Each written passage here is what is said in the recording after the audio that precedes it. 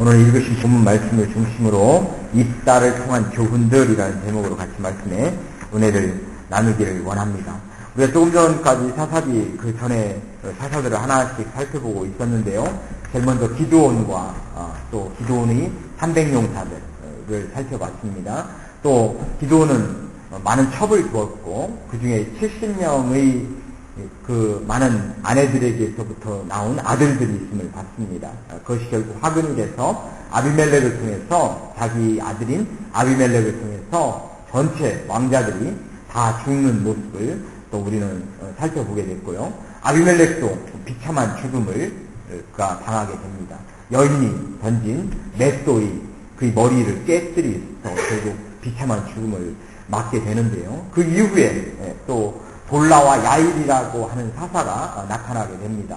돌라는 23년을 치리했고 야일은 22년을 치리를 했습니다.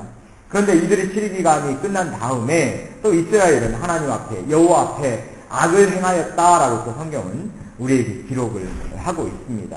평안이 있고 또 하나님께서 그들에게 안정을 가져다 주면 여지없이 사람들은 다른 길로 지금 빠져 들어가는 모습을 살펴보게 됩니다. 이것은 어떻게 보면 이스라엘 역사를 통해서 사사기를 전체를 통해서 늘 언제나 그러한 사이클은 계속해서 반복되어지고 있습니다. 하나님께서 평안을 주면 그때 사람들이 또 딴 길로 가고 또 그러면 하나님께서 또 징벌을 하시면 또 그때 또 사람들이 울부짖고 또 그 이후에 하나님께서 그들이 부르짖음을 기억하셔서 그들에게 또 사사를 주고 또 이스라엘 다시 또 부흥기를 가져오고 이런 사이클이 계속해서 반복되어집니다. 이제 하나님께서는 이스라엘 백성들이 여호와께서 악을 행하였다라고 그 악을 행하는 모습을 보면서 이제 암몬 자손을 통해서 그들을 징계를 하게 됩니다.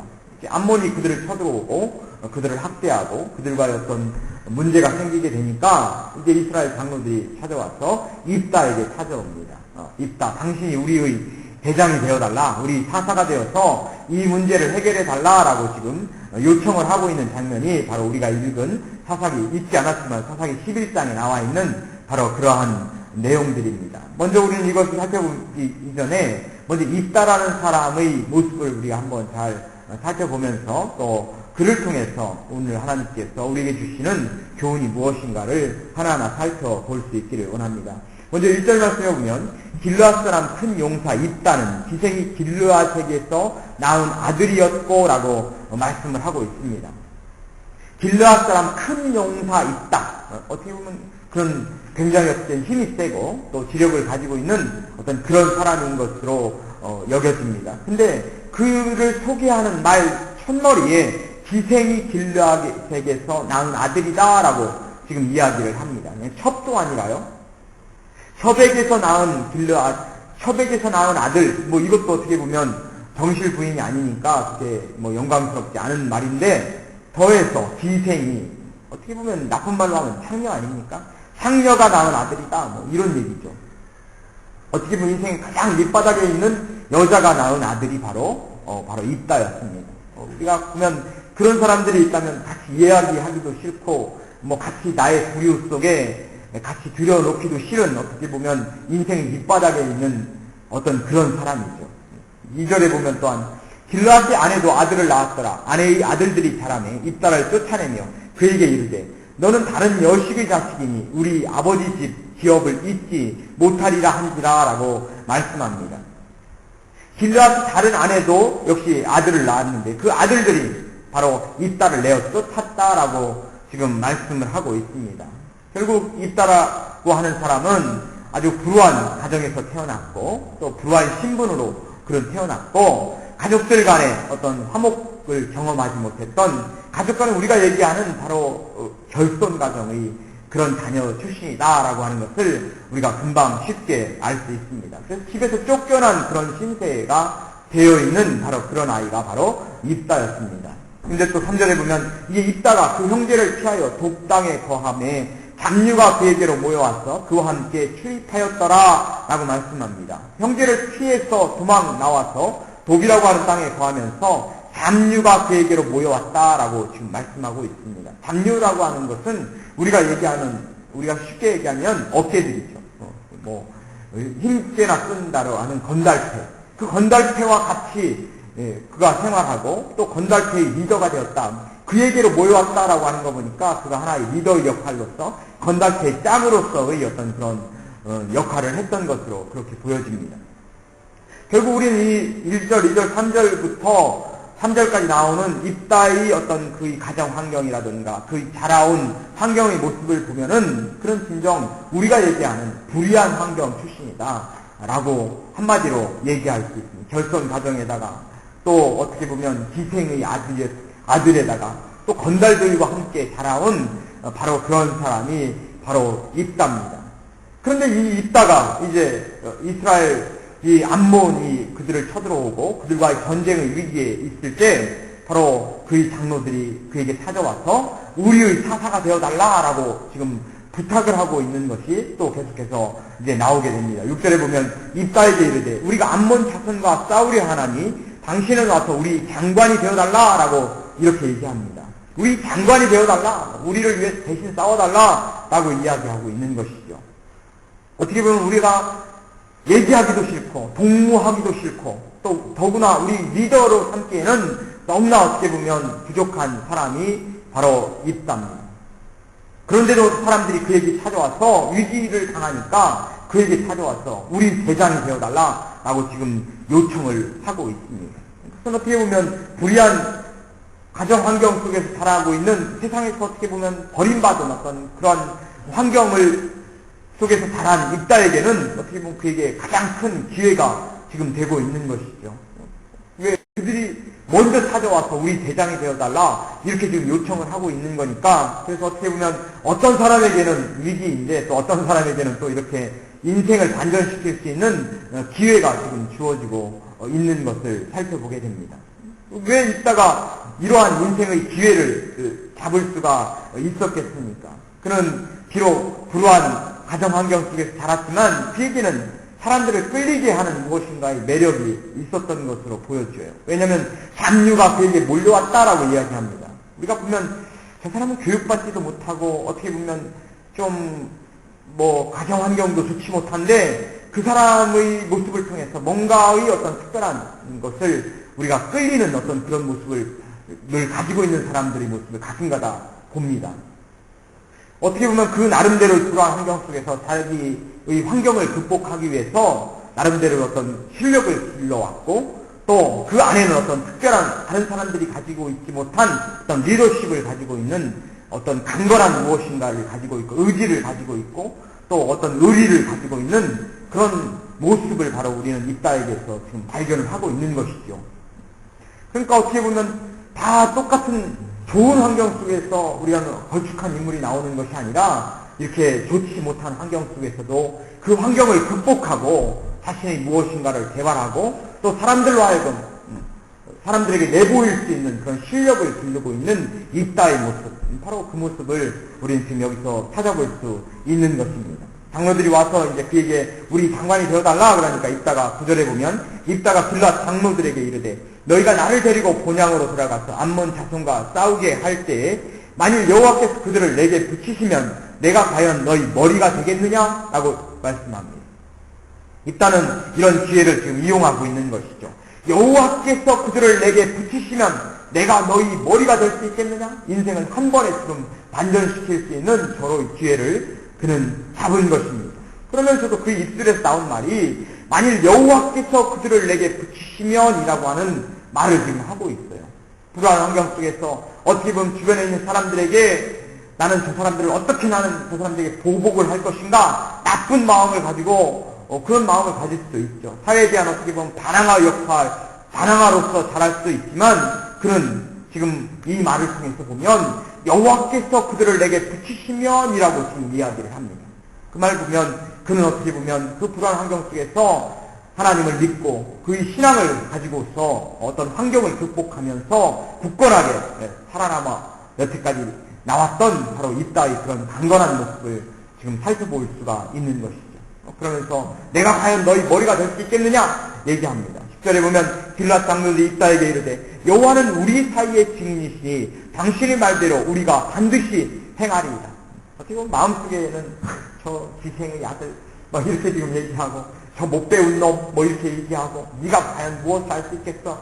어떻게 보면 무시하고 싶고, 뭔가 인정하고 싶지 않은 그런 환경을 가지고 있는 입다이지만, 이들이 위기에 처하니까, 당신의 말대로 우리가 당신을 우리 장관으로 삼겠습니다. 라고 이 고백을 하고 있는 모습이 있죠.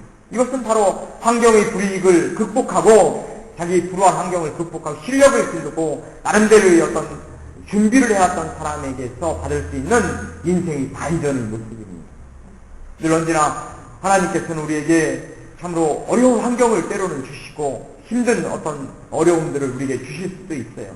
그러나 그 속에서 그 환경을 우리가 극복해내느냐, 그렇지 않고 환경에 우리는 그냥 순응해버리고 환경에 의해서 내가 그냥 좌지우지돼버리냐에 따라서 우리 인생의 반전의 기회가 달라진다라고 하는 사실입니다. 어떠한 환경이 우리에게 있을지라도 그 안에서 나의 의지가 변하지 않고 그 안에서 나의 뜻을 분명히 나는 키우고 또 나의 의지로 그 모든 것들을 하나하나 하나님을 또 믿으면서 그 안에서 나아가고 있는 어떤 입다의 어떤 굳건한 모습, 그 모습이 또한 우리들의 모습이 될 수 있기를 바랍니다. 우리는 너무나 약한 존재입니다. 좋은 환경 속에 들어가면 그 안에서 잘 되는 것은 지극히 당연한 것이죠. 거친 환경 속에 들어가면 우리가 못하게 될 수밖에 없는 것이 바로 우리들의 모습입니다. 그러나 반드시 그런 것은 아니다 이런 얘기죠. 거친 환경 속에서지만 자신의 뜻을 분명히 세우면서 미래를 향한 비전을 향해서 한 걸음 한 걸음 나아가서 환경을 극복하는 사람이 있는 반면에 좋은 환경 속에서 무엇이라도 다 이룰 수 있는 그런 그 환경을 이용하지 못하고 그 환경을 누리지 못하고 또 나쁘게 빠지는 사람들도 얼마나 많습니까?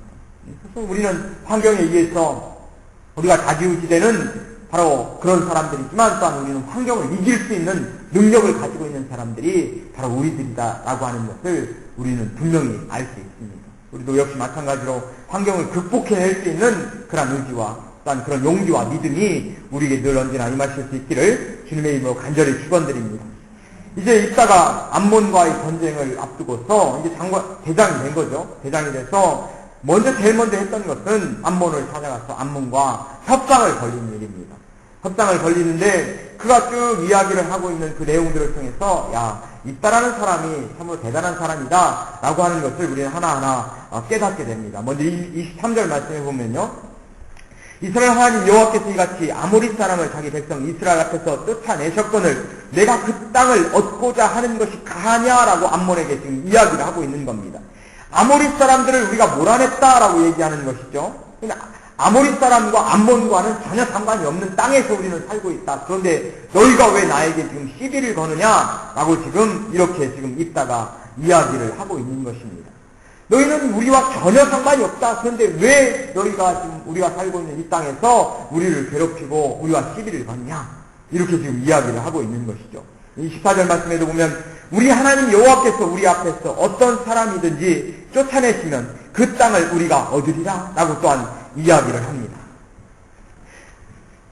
우리 여호와께서 우리 앞에서 어떤 사람이든지 쫓아내시면 그 땅을 우리가 얻으리라. 지금 이 입다의 예언은 하나님의 어떤 구속사적 관점을 지금 이야기하고 있는 것입니다. 하나님께서 이 땅을 우리에게 주셨다. 하나님께서 허락하셨다라고 지금 이야기를 하고 있는 것이죠. 어떻게 보면 입다의 입에서 이런 말이 나온다는 것 자체가 그런 지금 보면 쭉 이야기를 보면 그런 역사를 알고 있어요. 그 모든 역사, 이스라엘 사람들과 또 그 가나안 땅 백성들과의 그런 역사를 잘 꿰뚫고 있는 바로 그런 사람입니다.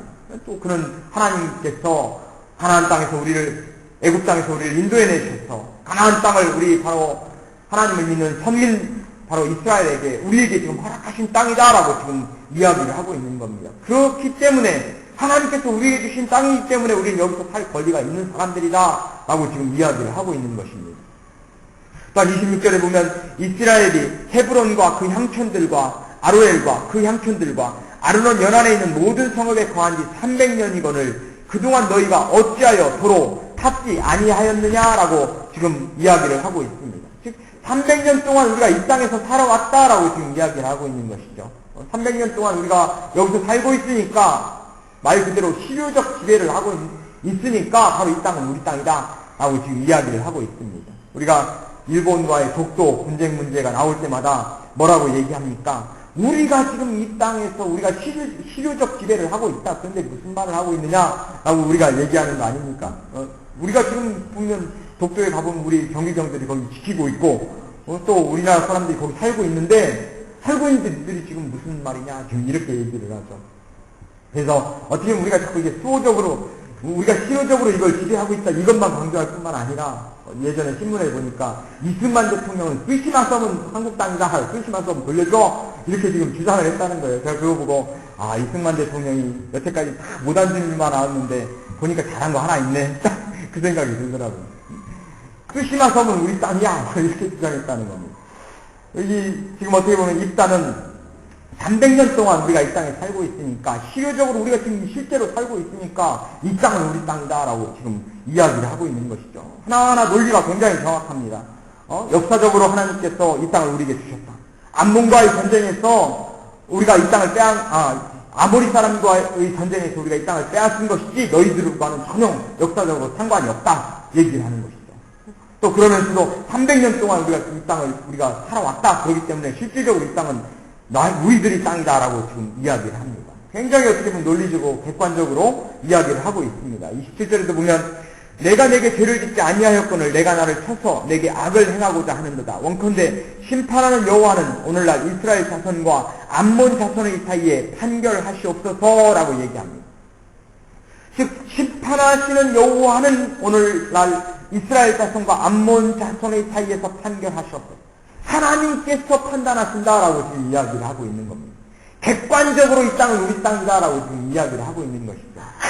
하나님께서 보실 때도 이 땅은 우리 땅이다 라고 지금 이야기를 하고 있습니다. 얼마나 논리적입니까? 이건 역사적으로 바로 너희들과는 관계가 없다. 구속사적 관점에서 하나님께서 이 땅을 우리에게 허락을 하셨다. 300년 동안 우리가 이 땅을 지배하고 있다. 하나님이 주인이다 라고 지금 이야기를 하고 있습니다. 이런 것들을 통해서 명분을 내세우고 그들과의 어떤 담판을 지금 벌이고 있는 것이죠. 그러나 지금 암몬 자손은 뭐라고 합니까? 이 부분에 대해서 이제 거절을 하게 됩니다. 이 땅의 모습을 보면서 우리가 느껴볼 수 있는 것은 그런 섣불리 칼을 뽑지 않았어요. 그런 암몬을 찾아가서 암몬을 평화적으로 설득하려고 하고 있습니다. 우리 뭡니까? 손자병법에도 보면 안 싸우고 이기는 것이 가장 그 전쟁에서 최고의 정법이다 이렇게 얘기하지 않습니까? 안 싸우고 이기는 것, 전쟁이 없이 죽지 않고 그 땅을 빼앗는 것, 이것처럼 가장 중요한 것은 없습니다. 근데 지금 이 입단은 바로 그걸 얘기하고 있는 것이죠. 늘 언제나 평화적인 것이 가장 중요한 것이지, 문제를 일으키고 그 안에서 싸움을 일으키고 그 땅을 차지하고 이런 것은 문제에 있어서 맨 나중에 할 수밖에 없는 후수다라고 하는 것이 바로 지금 바로 이런 내용들입니다. 늘 언제나 우리의 중요한 것은 평화를 내세우는 것이 중요한 것이죠. 늘 언제나 마음의 평화를 가져오는 것이 중요하고요. 또 평화를 늘 언제나 유지하려고 노력하는 것이 중요합니다. 쾌쾌 묵은 거 가지고 끌어내서 그걸 문제를 만들어 보면 서로만 마음이 아픈 것이죠. 설령 그렇다 할지라도 그걸 자꾸 얘기하는 것 자체가 옳은 것은 아닌 것이죠. 그거를 그냥 덮어버리면 시간이 지나면 모든 것은 저절로 해결될 수 있는 것입니다. 근데 그걸 자꾸 꺼내고 오르면 어떻고 그러면 어떻습니까? 현재 살고 있는 것, 편안하게 살고 있는 것, 그거면 중요한 것입니다. 너무 정의 사도가 되려고 노력하지 마십시오. 때로는 정의 사도도 필요합니다. 그러나 내가 정의 사도가 되려고 막 하는 것은 주변에 있는 사람들에게 더 큰 상처를 가져다 줄 수 있다는 사실을 우리는 알아야 됩니다. 때로는 알아도 모르는 척 넘어가는 것이 필요하고, 말을 해야 되지만 말을 안 하는 것도 필요하고, 이걸 통해서 시간이 지나면 저절로 상처는 아물게 되는 것이죠. 꼭 그것을 끄집어낼 필요는 없습니다. 우리 하민이 지난주에 바이올린 못했잖아요. 왜냐면 여기 오른손, 얘가 왼손이니까 왼손 여기가 골맞어요. 이렇게 조금 나오는 거 있으면 물어 뜯어서 그 안에 이렇게 골맞는데, 그래서 제가 이 침으로 이거를 막 해가지고 그 안에 있는 골맞는 거 다 짜줬거든요. 근데 침 안 맞는다고 이 골맞는 거 알면서 아빠한테 얘기를 안 하는 거예요. 왜냐면은 얘기를 하면 분명히 침을 놓으니까 이제 무서운 거죠. 그러니까 안 맞으려고 하다가 제가 딱 보고서 이제 침을 거기다 놔서 그 안에 있는 고름을 쭉 다 뽑아내니까 그래서 새살이 돌아오잖아요. 돌아오면서 이제 오늘은 지금 거의 나서가지고 이제 오늘 바이올린 하고 있는데요. 때로는 어떻게 보면 아픔이 필요할 수도 있죠. 그걸 짜내고 골마 터진 것을 짜낼 필요가 있는 것이죠. 그건 덮어버린다고 좋은 것은 또 아닌 것도 있습니다. 그걸 분명하게 오해하고 있는 부분들은 이야기를 해서 그 오해를 풀어야 될 부분들도 있고, 또 그렇지 않은 부분들은 또 덮어야 될 부분들이 있죠. 그거를 우리에게 필요한 것은 지혜롭게 그거를 잘 생각하는 것이 중요합니다. 일단은 그것을 지금 역사적인 사실들을 쭉 이야기하면서 제일 먼저 중요한 것은 평화적으로 문제를 해결하려고 하는 것이죠. 그것이 깨지니까 이제 일단은 그들과의 전쟁을 지금 선포를 하고 그들의 어떤 정복을 지금 그들과의 전쟁에 들어가게 됩니다. 자, 이제 29절부터 보면 이제 입다가 전쟁에 나가면서 이렇게 얘기합니다. 이에 여호와의 신이 입다에게 임하시니 입다가 길르앗과 므낫세를 지나서 길르앗 미스베에 이르고 길르앗 미스베에서부터 암몬 자손들에게로 나아갈 때라고 얘기합니다. 여호와의 신이 입다에게 임했다라고 지금 성경은 이야기하고 있어요. 즉 전쟁에 나갈 때 기도원도 역시 마찬가지고 여호와의 신이 임했다라고 성경은 자꾸 기록을 합니다. 우리가 무언가를 하기 전에 우리에게 꼭 필요한 것은 능력을 받는 것이 중요하죠. 내가 하나님으로부터 능력을 받고 응답을 받고 일을 시작하는 것과 그렇지 않은 것이 얼마나 다른가라고 하는 것을 알 수 있습니다. 뭔가 큰 것을 우리가 계획하고 할 때 중요한 것은 하나님께 기도하는 것이죠. 하나님께 기도하면서 하나님께 응답을 받는 것이 중요합니다. 이것을 해야 됩니까? 안 해야 됩니까? 기도를 우리가 통해서 여호와께서 능력을 주시고 하나님께서 응답을 주시면 그것은 바로 더 능력을 얻어서 우리가 담대하게 행할 수 있는 것이죠. 일단은 여호와의 신이 임했다라고 얘기합니다.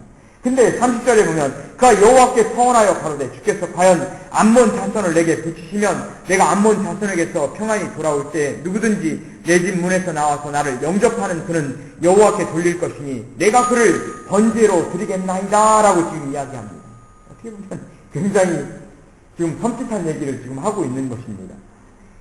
암몬 자손에게서 평안이 돌아올 즉 전쟁에서 내가 이기고 돌아오면 누구든지 내 집 문에서 나와서 나를 영접하는 그는 여호와께 드리겠다. 내 집 문에서 나와서 나를 제일 먼저 영접하는 사람을 내가 여호와께 돌릴 것이다. 근데 그게 뭐냐면요, 내가 그를 번제로 드리겠나이다. 번제라고 하는 것이 뭡니까? 태워서 죽이는 것이 번제 아닙니까? 그를 하나님께 바치겠다라고 이렇게 지금 입다는 지금 하나님께 서원을 하고 있습니다. 서원이라고 하는 것, 하나님과의 약속 아닙니까? 하나님께 맹세해서 하나님 내가 이걸 해주시면 내가 이걸 하겠습니다. 그래서 예전에 막 서원 기도 막 하고 그러지 않습니까?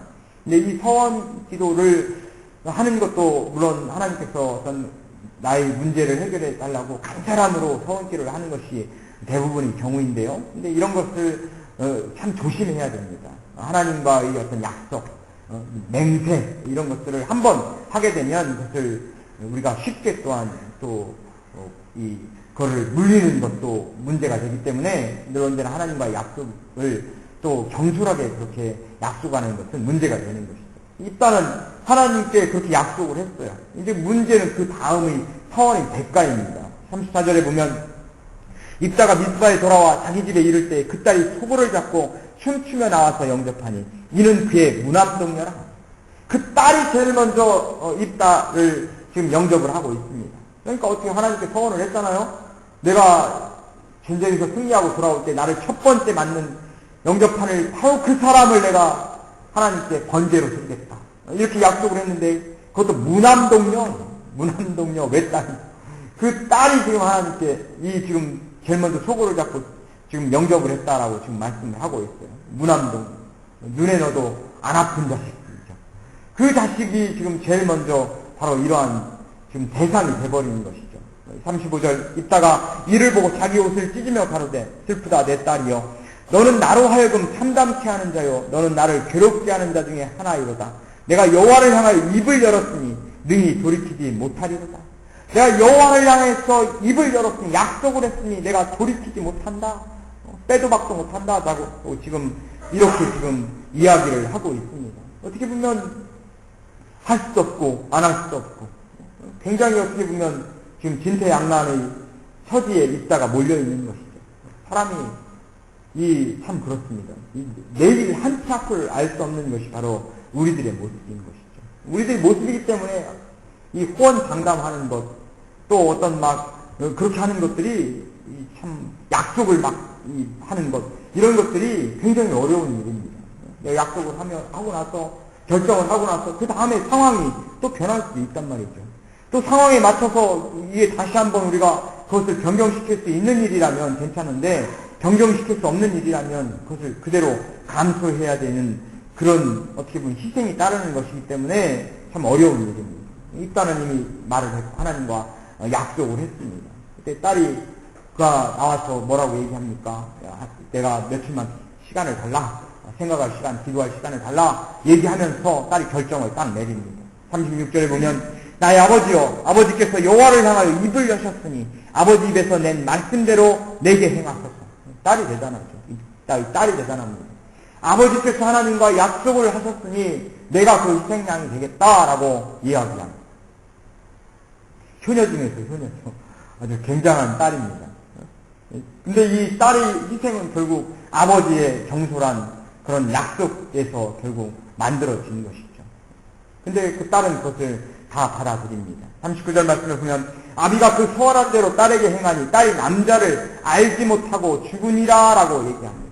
남자를 알지 못하고 죽으니라. 이것이 어떤 성경의 해석에 있어서 굉장히 난해한 어떤 그런 해석 중에 하나가 바로 이 해석입니다. 과연 입다가 딸을 죽여서 태워서 번제로 드렸을 것인가? 아니면 또 그렇지 않을 것인가? 성경에는 분명히 남자를 알지 못하고 죽였다라고, 죽으니라라고 얘기를 하고 있는데요. 두 가지 큰 해석이 있습니다. 한 가지는 딸을 성소에 보내가지고 평생을 성소에서 처녀로 늙어 죽겠다라고 하는 그런 설이 있고요. 두 번째는 실제로 번제로 드렸다, 태워서 죽였다라고 하는 그런 두 가지 설이 있습니다. 그 근거 자체가 뭐냐면은 39절 우리가 읽은 것처럼 딸이 남자를 알지 못하고 죽으니라라고 하는 말 자체가, 남자를 알지 못하고 죽으니라 하는 말 자체가 뭡니까? 그냥 처녀로 죽었다 라고 하는 그런 의미를 받아들일 수가 있어요. 그런데 문자적으로 해석하면 31절에 뭐라고 했냐면 내가 그를 번제로 드리겠나이다 라고 얘기한 것입니다. 실제로 번제로 드린 것이 아닌가. 또 40절에 보면 이스라엘 여자들이 해마다 가서 길르앗 사람 입다의 딸을 위하여 나흘씩 애곡하더라 라고 얘기하고 있습니다. 나흘씩 곡을 했다라고 하는 것이죠. 슬퍼했다라고 하는 겁니다. 근데 혼자 그냥 처녀로 늙어 죽은 사람을 위해서 매해마다 나흘씩 애곡할 필요가 있겠는가? 그냥 죽지도 않은 사람, 처녀로 죽는 사람 있지 않습니까? 결혼 못해서 죽는 사람도 있고, 그냥 결혼 못해서 죽는 또 저희 처녀 총각도 있는데, 그런데 나흘씩 애곡할 필요가 있겠는가? 그래서 이 설이 팽팽하게 지금 맞섭니다. 과연 번제로 죽은 것인가? 아니면 처녀로 그냥 성소에서 그냥 죽은 것인가? 라고 하는 어쨌든 그 설은 분분하지만, 그렇지만 분명한 것은 딸을 희생시켰다라고 하는 것이 그 초점입니다. 그 희생의 배경에는 무엇입니까? 그가 번제로 드리겠다라고 하는 것. 근데 성경에는요, 사람을 번제로 드린 역사가 없습니다. 그것은 이방 풍습이, 이방 종교에서 행하던 바로 그런 종교적인 풍습입니다. 결코 성경에서는 사람을 번제로 드린 적이 없습니다. 양을 잡아서 드리고, 소로 번제를 드리고, 그렇게 하지, 또 비둘기 이런 것들을 번제로 드리고 그러지 사람을 잡지 않습니다. 그런데 이것은 입다가 결국 이스라엘 사람들과 그 가나안 땅에 있던 그런 다른 어떤 이방 종교 속에서, 왜냐하면 그들 길르앗 땅에서 그 가족 속에서 그는 쫓겨났지 않습니까? 쫓겨나서 그가 사는 곳이 돕이라고 하는 이방 땅에 가서 살게 됐는데요. 자연스럽게 그 지방의 종교적 영향을 받은 것이 아닌가라고 성경학자들은 이렇게 해석을 합니다. 그렇기 때문에 그가 사람을 잡아서 번제로 드리겠다라고 약속을 했다라고 이렇게 보는 것이죠. 결국 그는 그 땅에 살면서 이방 풍속에 감염이 된 것입니다.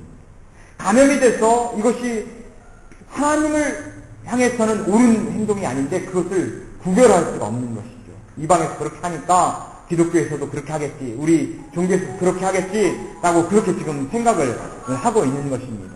이것은 어떻게 보면 영적인 어떤 무지를 의미합니다. 그가 이방 땅에서 감염되어 영향을 받은 이방 종교의 영향을 받은 것들을 그대로 어떻게 보면 지금 유대 교회에서 지금 이와 같은 어떤 이스라엘 백성들 사이에서 다 그렇게 할 수밖에 없었다라고 하는 것을 의미합니다.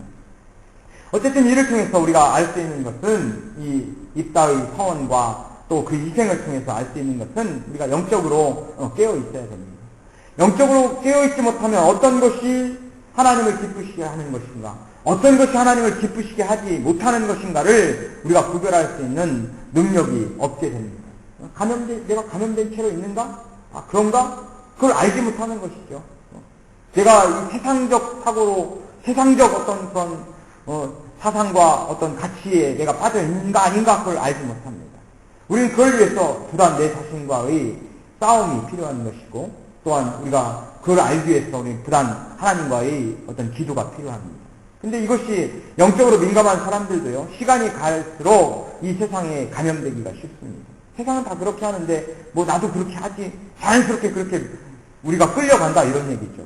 그렇기 때문에 우리가 부단 하나님과의 관계 속에서 내 자신이 똑바로 서기 위해서 무단 애를 쓰는 것이 중요합니다. 옆에 사람이 누가 한마디 얘기하면, 처음에는 안 그래, 이렇게 얘기하다가 그 사람이 자꾸 그렇게 얘기하면, 아, 맞아, 하고 끌려가는 것이 바로 사람의 마음이에요. 아니야, 그건 아니야, 생각을 하다가 옆에 자꾸 얘기하는 거예요. 그럼 자연스럽게 그렇게 가게 됩니다. 그것이 바로 우리들의 약한 모습들이다, 그런 얘기죠. 그것을 내가 영적으로 강한 사람이라면 그걸 내가 끌어올 수 있단 말이죠. 그런데 내가 영적으로 강하지 못하고 담대하지 못하고 그렇게 되면 자꾸 거기에 자꾸 끌려 들어가는 것이 바로 우리 인간들의 모습입니다. 입다도 역시 마찬가지죠. 그런 믿음을 가지고 있었고 하나님을 알고 있는 사람이었지만 이방 종교의 풍습에 저절로 그는 감염이 되어 있는 상태에 있었습니다. 이제 입사를 통한 교훈들의 결론을 내리면 제일 첫 번째, 우리가 환경을 우리는 잘 이길 수 있는 그런 지혜로움을 우리는 배울 필요가 있습니다. 입사는 자신의 불우한 환경을 이겨낼 수 있는 그런 강한 면이 그에게 있었습니다. 그렇기 때문에 그는 이스라엘 지도자가 되었고 또 그를 통해서 사사로서 역할을 감당할 수 있었습니다. 두 번째는 무슨 문제를 평화적으로 해결할 수 있는 그런 마음을 갖는 것이 중요합니다. 문제가 한번 탁 터져버리면 그거를 봉합하려면 봉합한 이후에 그 자국이 생기는 거예요. 그걸 탁 뱉어버리면 그 이후에 문제가 생기면 그걸 자꾸 봉합하려고 해도 봉합이 되지 않는 것입니다. 우리 자신들이 문제를 평화적으로 해결하기 위해서 늘 언제나 내 자신이 그 부분들에 있어서 심각한 어떤 그러한 절제력이 필요한 것이죠. 세 번째는 영적 분별력을 우리가 갖는 것이 필요합니다. 이방의 것과 세상의 것과 하나님의 것이 무엇인가를 우리는 잘 분별할 수 있는 그런 지혜로움이 우리에게 필요합니다. 네 번째는 정솔한 행동, 정솔한 약속, 이런 것들은 문제를 일으키고 그에 대한 대가를 내가 받을 수밖에 없다라고 하는 사실입니다. 늘 언제나 정솔한 하나님과의 약속보다는 늘 언제나 심사숙고하고 또 하나님과 약속에 있어서는 특별히 더욱더 우리가 늘 언제나 진지하고 또 많은 기도를 통해서 하나님과 약속을 하는 것이 필요합니다. 이러한 귀한 우리들의 어떤 모습들을 통해서 입다를 통한 그의 어떤 장점과 단점들을 통해서 우리가 늘 언제나 우리 신앙생활에 우리 삶 가운데 늘 언제나 은혜로운 삶을 이어나가고 늘 언제나 승리할 수 있는 우리 모두가 되시기를 주님의 이름으로 간절히 축원드립니다. 기도하겠습니다. 사랑과 은혜가 충만하신 주님 감사합니다. 우리 삶 가운데 늘 언제나 여러 가지 많은 일들이 또한 우리에게 있지만 늘 언제나 그 속에서 참된 하나님과의 나와의 관계가 깨지지 않도록 늘 언제나 우리 자신들이 잘 내 자신의 평화를 유지할 수 있는 그러한 귀한 은혜를 주님 허락하여 주시기를 원합니다. 또한 늘 언제나 영적 분별력을 우리가 가질 수 있기를 원합니다. 세상의 것이 무엇이고 또한 하나님의 것이 무엇인가를 분명하게 잘 구별할 수 있는 그러한 귀한 은혜를 주님 허락하여 주옵소서. 또한 이따의 경솔한 행동이 부른 엄청난 대가가 결국 그의 딸을 하나님께 번제로 드릴 수밖에 없는 그러한 위기를 초래하는 것처럼 늘 언제나 우리 삶 가운데 우리가 하나님과의 약속과의 관계 속에서 늘 언제나 경솔하지 않게 하시고 늘 언제나 많은 하나님과의 기도와 또 하나님과의 온전한 그런 많은 생각과 또한 많은 기도를 통해서 우리가 늘 언제나 진지한 우리 삶을 살아갈 수 있도록 주님 은혜를 허락하여 주시기를 원합니다. 또한 환경을 이겨낼 수 있는 믿음을 허락해 주셔서 환경이 종이 되지 않게 하시고 환경을 이겨나갈 수 있는 참으로 승리자들이 다 되어서 하나님의 은혜를 늘 언제나 이어나갈 수 있는 귀한 축복을 주님 허락하여 주옵소서. 감사드리며 우리 주 예수님 이름으로 기도 올려옵나이다.